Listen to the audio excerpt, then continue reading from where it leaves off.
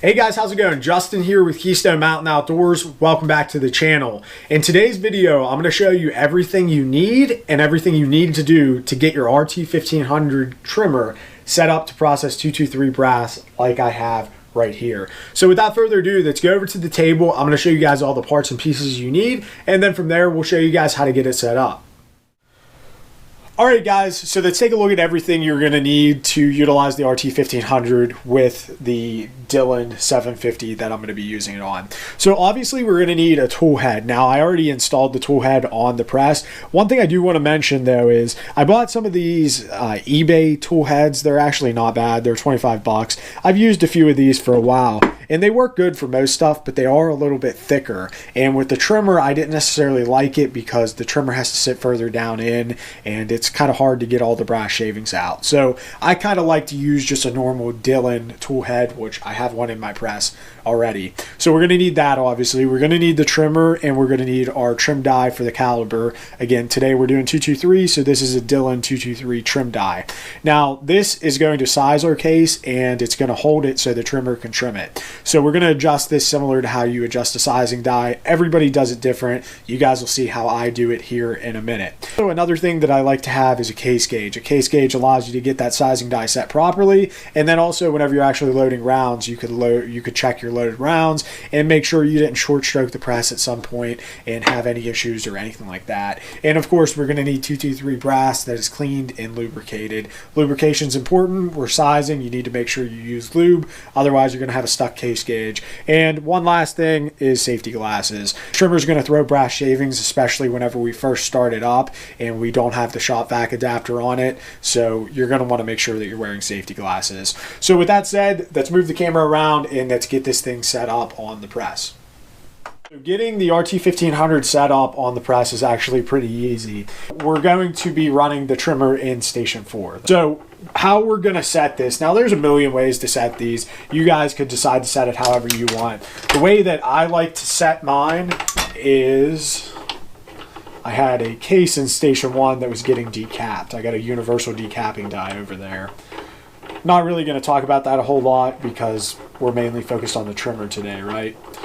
So the way I like to do it is with my ram at the top of its stroke, I screw it down till it contacts that shell plate, and then I'm going to back it off ever so slightly. Now, I like to run my lock ring on the bottom. The reason being is it allows me to see in here, so that way whenever I'm adjusting the depth of my cut, I can make sure that my cutter's not going to contact the base of the die here. So we're going to get this up in here. I'm going to get a piece of brass over here. So I have a piece of brass that is sized and lubricated. We're going to run it up in here, and I'm just going to go ahead while it's in here and I'm going to snug this lock ring. Oh, the die body itself is moving. You almost got to hold back on it. So snug that lock ring a little bit. Now what I'm going to do is wipe the lube off this case, and we're going to put it in my case gauge. So it drops right in, drops right out. So we know that the sizing die is pretty well set. Now, some guys will measure how much you bump the shoulders and stuff like that. And I do that for precision stuff, but for 223 stuff that I'm just bulk loading, this will get me plenty close enough. This will be plenty good. Now we're going to take our lock ring that holds the trimmer. We're going to screw it down a little bit. And now we're going to take our trimmer motor itself and we're going to gently screw it on to make sure we don't cross thread anything. So we're going to screw it down. Now there's a couple different ways that you could set your trimmer up, right? So if you don't have any previously trimmed cases, you could set it up by just, screwing it down a little bit, making adjustments. Or if you're like me and you have some other cases that you've trimmed on other devices, whether it be whatever other trimmer you use, basically. So this case here measures 1.751. That's pretty good for 223, at least in my opinion. That's what I like to trim them to, about 1.750, 1.751. And this is a lubricated case, so I've already went ahead and lubed it off camera. So now what I'm going to do is I'm going to run the press up, and I'm going to screw this the RT1500. I'm going to screw it till my cutter basically touches that case mouth. So right there, it's pretty much touching that case mouth. So now I'm going to screw the jam nut up, and I'm going to make sure that it's still pretty good. And we're about a 1/16 from the base of that trim die, so we should be pretty good. Now I'm going to take my crescent wrench, and we're going to give the trimmer a little snug. Now I'm going to put my safety glasses on, and we're going to hook up the power to this guy. So now we're going to just see what it does to this case, make sure we didn't set it too deep. So let's make sure we're snug on our lock ring down here, which we are, and of course we're snug there. The first time I start up the trimmer, I like to grab a hold of it, just in case anything came loose. Now we're going to run the press up, and it shouldn't have trimmed anything there, which it didn't, so that's just double check though. Yeah, 1.751, so we're perfect there, so we didn't trim any. Now let's go ahead and feed in a case,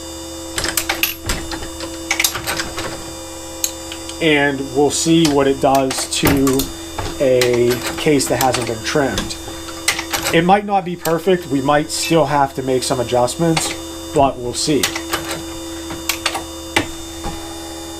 So it trimmed it a little bit. Let's see what this case measures.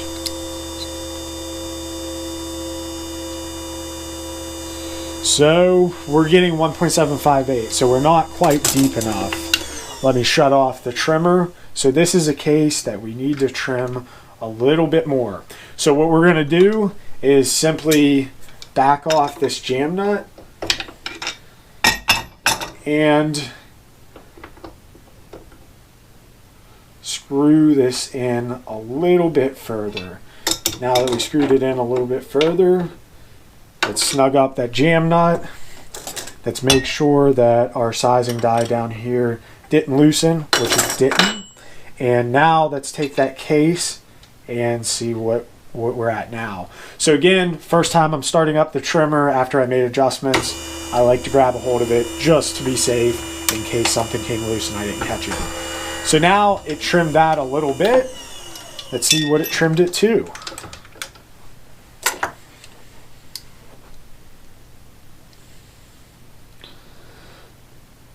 Getting close, we're 1.755. So we still need a little bit more of trim. I like to get 1.750.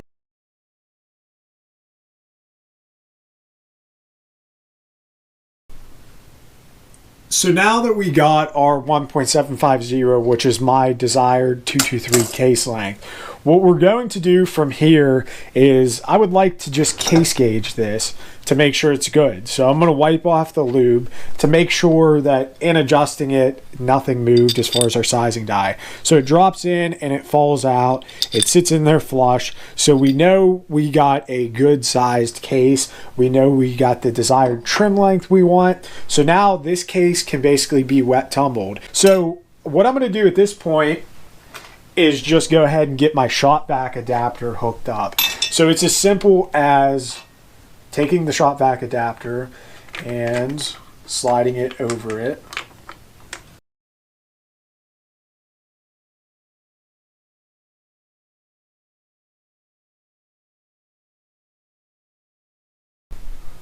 So now what I'm going to do is go ahead and get the shot vac attached, and then we will start processing some 223 brass.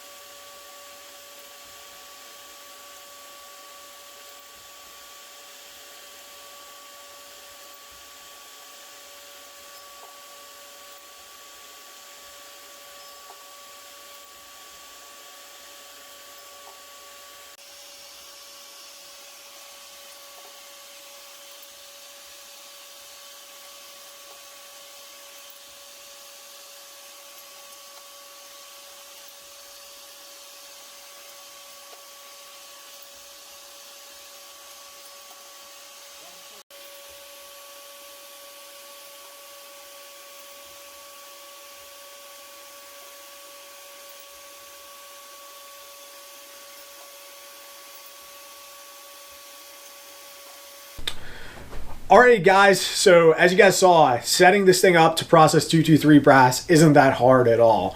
Now, a couple things I want to wrap up, tie up some loose ends here, if you will.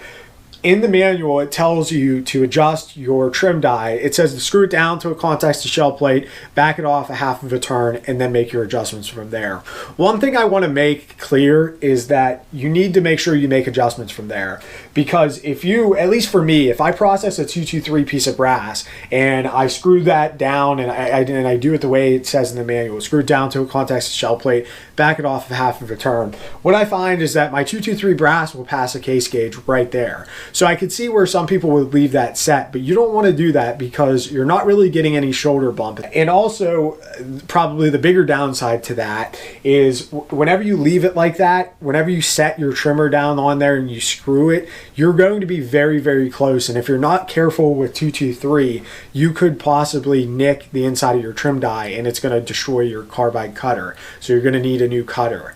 So you want to make sure that if you do decide to screw it down, back it off a half of a turn, you want to make sure that you make adjustments from there, because whenever you back it off a half of a turn, it makes that cutter too close. What I find that works best is what I showed you guys. Screw it down to a contacts to shell plate, just back it off maybe a 16th, 1/8 of a turn or so, and then go from there. What I found in checking it with a headspace gauge is that I had about 5 thousandths of shoulder bump, which is perfect for a semi-automatic rifle. You want about 5 thousandths of shoulder bump. And it gave me about a 16th of clearance between my cutter and the inside of my trim die, which worked perfectly. You don't have to worry about contacting it. You have room for error there.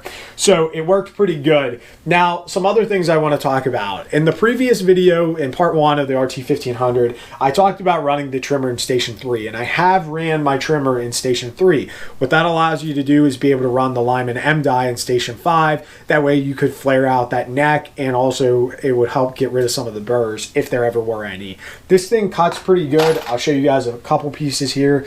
You guys can see here's 2 random pieces I grabbed, and it actually does a pretty good cut. There's not really any burrs on it. As long as you hold for a half of a second at the top of the stroke, it tends to do a pretty good job of knocking those off. If you run them through your wet tumbler or whatever style tumbler you have, I really like wet tumblers with stainless steel media, it's going to make sure that you don't have any burrs there. And then that Lyman M die, even though I would like to run it on my case prep tool head, it's not really the biggest deal to run it in station 1 on your loading tool head. That will allow you to flare out that case so that way a bullet can see.